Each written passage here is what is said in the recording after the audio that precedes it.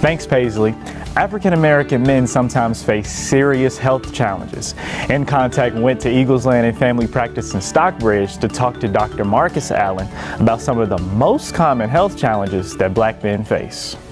The issues that I see that's prevalent among my African American patients would be heart disease being number one, and then number two would be various forms of cancer. So we have lung cancer, prostate cancer, and colon cancer being number three. And specifically, I would say among the cancers, colon cancer is the one that's more prevalent in African American patients. According to Minority Health, per 100,000, there are 518.9 cancer cases among black men. Dr. Marcus Allen from Eagles Landing Family Practice explains how cancer works inside the body. Cancer in itself is a very simple but very complex thing. In its simple form, it's just a mutation of our cells that allow our cells to continuously grow.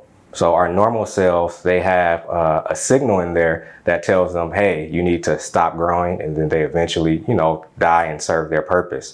Cancer cells no longer have that signal. So they continue to grow and continue to multiply. And when that happens, they start to take the energy and nutrients from our regular cells, and that causes us to get sick and causes the organs to fail. According to Your Health, nearly 44% of black men have heart disease. Dr. Allen says heart disease is due to what people eat. African Americans, we love our food, right? We love our soul foods, our butters, our grease. We like to drink a lot of, sugars and sweets and everything. So all those things combined attack our blood vessels and leads to a buildup in our blood vessels. And that leads to blockages in our heart. And when you get a blockage of blood flow to your heart, that leads to heart disease like heart attacks and strokes. So long story short, it's mainly diet that causes it. It's a little bit of genetics that plays a role, but mostly diet. He says a good diet consists of eating your meats baked rather than fried or sauteed, and also having half of your plate consist of vegetables with no butter, no cheese, and no salt. I know it sounds boring and bland, but that's going to, carry you on through the rest of your life. Then for carbs, again, good carbs are just going to be like your brown rice, sweet potatoes, but not like the candy yams, just a baked sweet potato, no butter, no sugar, no cinnamon, none of that. Quinoa is another whole grain that's very good as well. And then outside of that, you have to eat your fruit, good fruits to eat. Berries are going to be your best fruits. They have a lot of fiber, and fiber is good for keeping you regular and keep you going to the bathroom. And they're low in sugar. So the berries are their strawberries, blueberries, raspberries, and blackberries.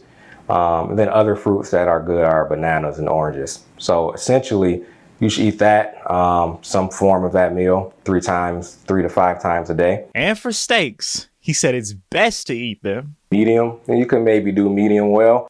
Not only should you eat right, but Dr. Allen also encourages men to get regularly scheduled physicals.